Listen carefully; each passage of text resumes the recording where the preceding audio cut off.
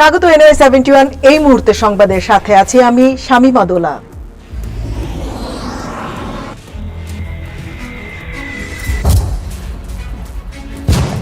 মধ্যপ্রাচ্যের এক ঘাঁটি থেকে সম্পূর্ণরূপে মার্কিন সেনা প্রত্যাহার করা হয়েছে।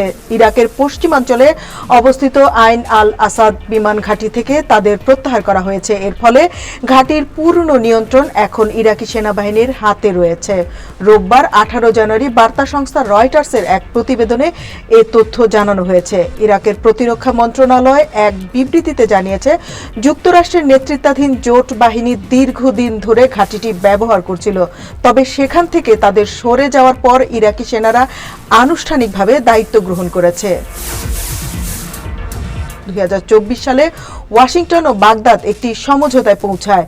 এর আওতায় ইরাক থেকে যুক্তরাষ্ট্র নেতৃত্বাধীন জোট বাহিনী ধাপে ধাপে প্রত্যাহার এবং ভবিষ্যতে একটি দ্বিপাক্ষিক নিরাপত্তা সম্পর্ক গড়ে তোলার পরিকল্পনা করা হয়। আইন আল আসাদ বিমান ঘাঁটি বহু বছর ধরে মার্কিন ও জোট বাহিনীর অন্যতম প্রধান ঘাঁটি ছিল।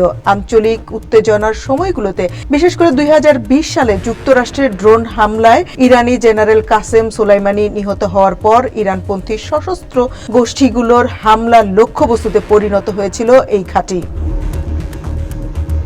ইরাকি সেনাবাহিনীর এক কর্নেল মার্কিন বাহিনীর প্রত্যাহারের বিষয়টি নিশ্চিত করে বলেন, কিছু সীমিত লজিস্টিক সমস্যার কারণে অল্প সংখ্যক সেনা এখনও ঘাঁটিতে রয়ে গেছে। নিরাপত্তাজনিত কারণে তিনি বিস্তারিত তথ্য দিতে অস্বীকৃতি জানান।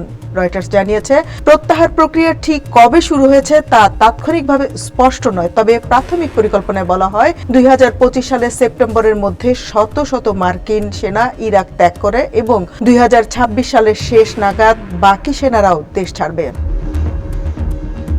এখন এই পর্যন্তই। NY71 এর সাথেই থাকবেন।